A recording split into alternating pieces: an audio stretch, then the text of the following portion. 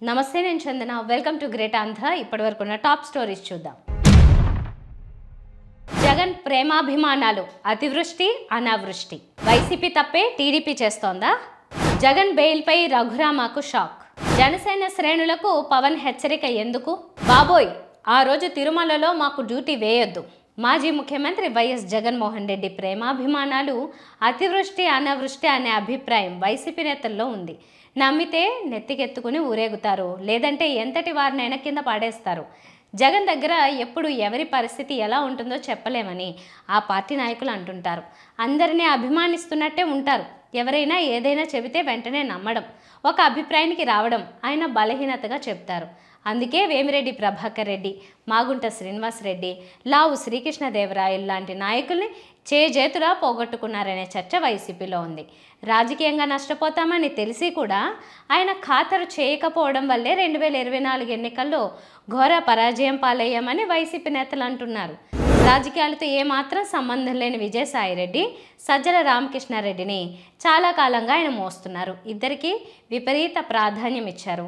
ఎందుకనో విజయసాయిరెడ్డి విషయంలో క్రమంగా ప్రాధాన్యం తగ్గిస్తూ వచ్చారు.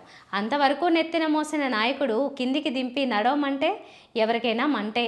విజయసాయిరెడ్డిలో అసంతృప్తి ఉందంటే ఉండదా మరి? సజ్జల రామకృష్ణారెడ్డి విషయంలోనూ అంతే. తండ్రితో పాటు తనయుడు భార్గవ్కు కూడా విపరీత ప్రాధాన్యం. అలాగే పెద్దిరెడ్డి రామచంద్రారెడ్డి కుటుంబానికి బాగా ప్రాధాన్యం ఇస్తున్నారు. కొంతకాలంగా చెవిరెడ్డి భాస్కర్ రెడ్డిని భుజాన మోస్తున్నారు. చెవిరెడ్డి చెప్పిందే వేదవాక్కు. ఒక రాజకీయ పార్టీని నడుపుతున్నప్పుడు ఇలా కొంతమంది చేతుల్లో పార్టీ ఉందనే సంకేతాలు ప్రమాదకర ధోరణి. రాజకీయ పార్టీ అంటే అందులో ఉండే నాయకులంతా తమది అనే ఫీలింగ్కు గురయ్యేలా నాయకుడు నడుచుకోవాలి. కానీ జగన్ ఇంతవరకు అలా నడుచుకున్న దాఖలాలు లేవు. జగన్ కేవలం కొందరి వాడే అని నాయకులు అనుకునే పరిస్థితి. దీంతో ప్రత్యర్థులకు సులువుగా ఆయన టార్గెట్ అవుతున్నారు. జగన్పై విమర్శలు వస్తే మనకెందుకులే అని ఇతర నాయకులు మౌనంగా ఉంటున్నారు. జగన్ నమ్ముకున్న నాయకులు అసలే మాట్లాడరు. జగన్కు నచ్చిన నాయకులు ఏం చేసినా ఆయన ఏమీ అనరు. చేతులు కాలాక ఆకులు పట్టుకున్న చందంగా రాజకీయంగా వ్యక్తిగతంగా నష్టపోతే అప్పుడు జగన్ అయ్యో అని బాధపడుతుంటారు. వైసీపీ అంటే కొంతమంది నాయకులు మాత్రమే కనిపిస్తుండడంతో వాళ్ళు రాజకీయంగా ఎలాంటి నిర్ణయం తీసుకున్నా అంతిమంగా దాని ప్రభావం జగన్పై పడుతుంది. ఉదాహరణకు విజయసాయిరెడ్డి, ఆయన రాజీనామాతో వైసీపీ పని అయిపోయిందనే విమర్శకు అవకాశం ఇచ్చినట్టయింది. ఇదే 10 మంది నాయకులకు ప్రాధాన్యం ఇస్తే ఇలాంటి పరిస్థితి ఉత్పన్నం కాదు. ఆ దిశగా ఆలోచించాల్సింది జగనే. అదేంటో కానీ ఆయన కొంతమందినే చుట్టూ పెట్టుకున్నారు. దీంతో జగన్ దగ్గరికి చేరాలంటే పద్మవ్యూహాన్ని ఛేదించాలన్నంత పని చేయాలనే కామెంట్స్ వినిపిస్తున్నాయి. ఈ తీరులో మార్పు రావాలి, అప్పుడే వైసీపీకి మంచి రోజులు. అధికారంలో ఉండగా వైసీపీ ఏ తప్పు చేసిందో అదే తప్పు టీడీపీ చేస్తోందా అంటే అవుననే సమాధానం వస్తోంది. 2019 ఎన్నికల్లో వైసీపీకి అపరిమితమైన అధికారం దక్కడం ఆ పార్టీ పాలిట శాపమైంది. ముఖ్యంగా వైఎస్ జగన్కు కళ్ళు నెత్తికెక్కేలా చేశాయి. కార్యకర్తలను విస్మరించేలా ఆ ఫలితాలు కారణమయ్యాయి. మరి ముఖ్యంగా 23 సీట్లకే పరిమితమైన టీడీపీ రాజకీయ కథ ముగిసిందనే నిర్ణయానికి వైసీపీ నాయకులు వచ్చేశారు. దీంతో క్షేత్రస్థాయిలో అరాచకాలకు తెగబడ్డారు. ఇప్పుడు టీడీపీ పరిస్థితి కూడా అట్లే తయారవుతోందనేందుకు ఎన్నైనా ఉదాహరణలు చెప్పుకోవచ్చు. వైసీపీ ఘోర పరాజయం పొందడం, కూటమికి 161 అసెంబ్లీ సీట్లు దక్కడం ముఖ్యంగా టీడీపీ పాలిట శాపంగా మారిందేమో అన్న చర్చకు తెరలేచింది. ఇక వైసీపీ రాజకీయ కథ ముగిసిందనే ధీమా టీడీపీ నాయకుల్లో కనిపిస్తోంది. దీంతో అధికారాన్ని అడ్డం పెట్టుకుని కూటమి ప్రజాప్రతినిధులు ఇష్టారాజ్యంగా వ్యవహరిస్తున్నారు. కూటమి ప్రజాప్రతినిధుల అనుచరుల ఆగడాల గురించి చెప్పాల్సిన పనే లేదు. 2 రోజుల క్రితం దారికి అడ్డంగా ఉందని శివమాలలో ఉన్న ఆటో డ్రైవర్ను మంత్రి సవిత అనుచరులు ఏ విధంగా చితకబాదారో గమనించవచ్చు. అలాగే ఏ నియోజకవర్గాన్నైనా తీసుకోండి, ఇదే రీతిలో దౌర్జన్యాలు యథేచ్ఛగా సాగుతున్నాయి. వీళ్ళు ఇలా రెచ్చిపోవడానికి కారణం వైసీపీకి ఇక భవిష్యత్తు లేదనే నమ్మకమే.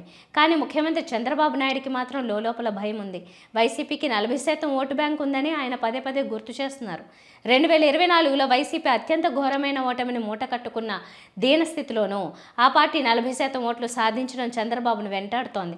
కానీ టీడీపీ జనసేన నాయకులకు అవేవీ గుర్తుండడం లేదు. ఎంతసేపు వైసీపీకి 11 అసెంబ్లీ సీట్లే కదా వచ్చింది, ఇక మనకు అడ్డు అదుపు ఉండదని రెచ్చిపోతున్నారు.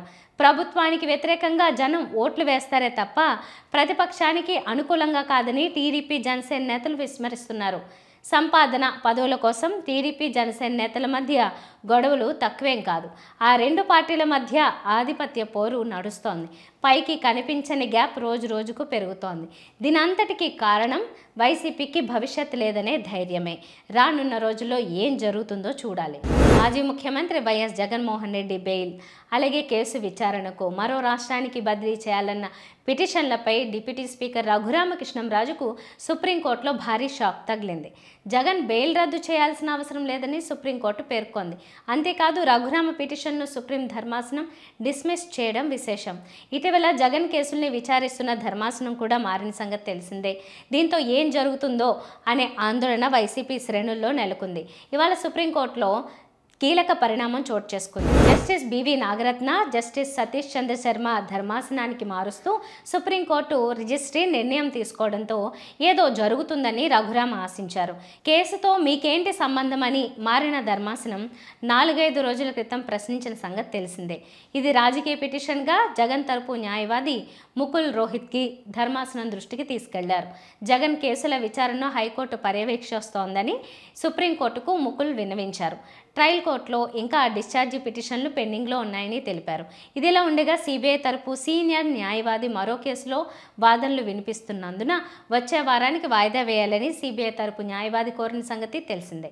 దీంతో కేసు విచారణను 27వ తేదీకి జస్టిస్ నాగరత్న, జస్టిస్ సతీష్ చంద్ర శర్మ ధర్మాసనం వాయిదా వేసింది. ఇవాళ పిటిషన్లపై సుప్రీం ధర్మాసనం ఘాటు వ్యాఖ్యలు చేసింది. జగన్ బెయిల్ను రద్దు చేయాల్సిన అవసరం లేదని సుప్రీం స్పష్టం చేసింది. జగన్ బెయిల్ రద్దు చేయాలని కోరడంపై ధర్మాసనం అసహనం వ్యక్తం చేసింది. అలాగే వేరే రాష్ట్రానికి విచారణను బదిలీ చేయాల్సిన అవసరం లేదంది. దీంతో పిటిషన్ను వెనక్కి తీసుకుంటానని రఘురామ తరపు న్యాయవాది కోరడం గమనార్హం. మొత్తానికి రఘురామ ప్రయత్నాలన్నీ నిష్ప్రయోజనమయ్యాయి. జనసేన అధ్యక్షుడు ఉప ముఖ్యమంత్రి పవన్ కళ్యాణ్ రాసిన బహిరంగ లేఖ తీవ్ర చర్చనీయాంశమైంది. ఈ లేఖ సారాంశం ఏంటంటే, జనసేన నాయకులు, వీర మహిళలు అనవసర వివాదాలు, విభేదాల్లో తలదూరుస్తున్నారని, అలా చేయొద్దని పవన్ బహిరంగంగా హెచ్చరించడం గమనార్హం. కూటమి అంతర్గత విషయాలపై జనసేన నాయకులు బహిరంగంగా మాట్లాడుతున్నారని ఆయన భావిస్తున్నారని అర్థం చేసుకోవచ్చు. పవన్ బహిరంగ లేఖ కూటమిలో లుకలుకల్ని ప్రతిబింబిస్తోందన్న అభిప్రాయం వ్యక్తమవుతోంది. లేఖలోని ఈ వాక్యాలను చదివితే కూటమిలో 3 పార్టీల మధ్య ఏదో జరుగుతోందన్న అభిప్రాయం కలగకుండా ఎలా ఉంటుంది? కూటమి 3 పార్టీల శ్రేణులు అత్యంత బాధ్యతాయుతంగా వ్యవహరిస్తూ కూటమి ఆశయాన్ని కాపాడాల్సిన బాధ్యత ప్రతి ఒక్కరిపై ఉంది. అనవసరమైన వివాదాల జోలికి, విభేదాల జోలికి వెళ్ళవద్దని విజ్ఞప్తి చేస్తున్నాను. సోషల్ మీడియాలో వచ్చే తప్పుడు వార్తలపై కానీ, కూటమి అంతర్గత విషయాలపై కానీ పొరపాటున ఎవరైనా నాయకులు స్పందించినా సరే దయచేసి ఎవరు కూడా ప్రతిస్పందనగా మీ వ్యక్తిగత అభిప్రాయాలు వెలిబుచ్చడం కానీ, బహిరంగంగా చర్చించడం కానీ చేయవద్దు.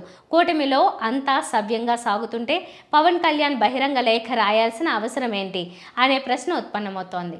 ఇప్పటికైనా హెచ్చరిక చేయకపోతే విభేదాలు తేరస్థాయికి చేరి రాజకీయ నష్టం జరుగుతుందనే ఆలోచనతోనే పవన్ హెచ్చరిస్తూ లేఖ రాశారనే చర్చకు తెరలేచింది. ఇదే లేఖలో పవన్ ఎప్పట్లానే వ్యక్తిగతంగా తన ఆశయాలు, గొప్పతనం గురించి రాసుకొచ్చారు. ఏది ఏమైనా పవన్ రాసిన బహిరంగ లేఖ కూటమిలోని విభేదాల్ని బట్టబయలు చేసిందన్నది వాస్తవం. తిరుపతి తొక్కిసలాట దుర్ఘటన టీటీడీ ఉద్యోగులు, పోలీసుల గుండెల్లో రైలు పరిగెత్తిస్తోంది. టీటీడీ ఉన్నతాధికారులు, బోర్డు చైర్మన్లకు మాత్రం ఏమీ కాదని, అంతిమంగా నష్టపోయేది తామే అని టీటీడీ ఉద్యోగులు ఆవేదన వ్యక్తం చేస్తున్నారు. ఈ నేపథ్యంలో తిరుమలలో ఏదైనా వేడుక అంటే చాలు ఉద్యోగులు భయపడే పరిస్థితి నెలకొంది. ఫిబ్రవరి 4న తిరుమలలో రథసప్తమి. ఈ ఉత్సవానికి భారీగా భక్తులు వెళ్తారు. ఇందుకోసం టీటీడీ ప్రత్యేక ఏర్పాట్లు చేయడం సహజంగా జరిగే ప్రక్రియ. అయితే వైకుంఠ ద్వార దర్శనానికి టోకెన్లు ఇచ్చే క్రమంలో తొక్కిసలాట చోటు చేసుకోవడం, 6గురు మృతి చెందడం దేశవ్యాప్తంగా తీవ్ర దుమారం చెలరేగింది. కొంతమంది ఉద్యోగుల్ని సస్పెండ్ చేయడం, మరికొందరిని బదిలీ చేసిన సంగతి తెలిసిందే. అయితే టీటీడీ చైర్మన్, ఉన్నతాధికారులకు మాత్రం ఏమీ కాలేదు. తమను బలి చేసి చేతులు దులుపుకుని బాధ్యత తీరిందని టీటీడీ చైర్మన్, ఉన్నతోద్యోగులు అనుకుంటున్నారని టీటీడీ ఉద్యోగులు వాపోతున్నారు. అందుకే రథసప్తమి సందర్భంగా బాధ్యతలు చేపట్టాలంటే భయమేస్తోందని ఉద్యోగులు ఆందోళన వ్యక్తం చేస్తున్నారు. రథసప్తమిని పురస్కరించుకుని ఈ నెల 31న టీటీడీ చైర్మన్ బీఆర్ నాయుడు ఆధ్వర్యంలో ఏర్పాట్లపై క్షేత్రస్థాయి సమీక్ష చేయాలని నిర్ణయించారు. ఈ నెల 8న తొక్కిసలాట దుర్ఘటనను దృష్టిలో పెట్టుకుని భక్తులకు ఎలాంటి ఇబ్బందులు కలగకుండా చర్యలు తీసుకుంటున్నారు. అయితే మంచి జరిగితే తమ గొప్ప, ఏదైతే తప్పు జరిగితే ఉద్యోగుల్ని బాధ్యుల్ని చేస్తున్నారని వాళ్ళు ఆవేదన వ్యక్తం చేస్తున్నారు. గతంలో ఎప్పుడూ ఉద్యోగుల్లో ఇలాంటి భయం ఉండేది కాదు. పైగా ప్రత్యేక ఉత్సవాల్లో విధులు నిర్వర్తించడం దేవుడికి సేవ చేయడంగా భావించేవాళ్ళు. అయితే టీటీడీలో మారిన పరిస్థితుల్లో ఉద్యోగుల్లో భయాన్ని పోగొట్టాల్సిన అవసరం ఎంతైనా ఉంది. ఇవి వాళ్ళ టాప్ స్టోరీస్. మరిన్ని అప్డేట్స్తో కలుద్దాం. నమస్తే.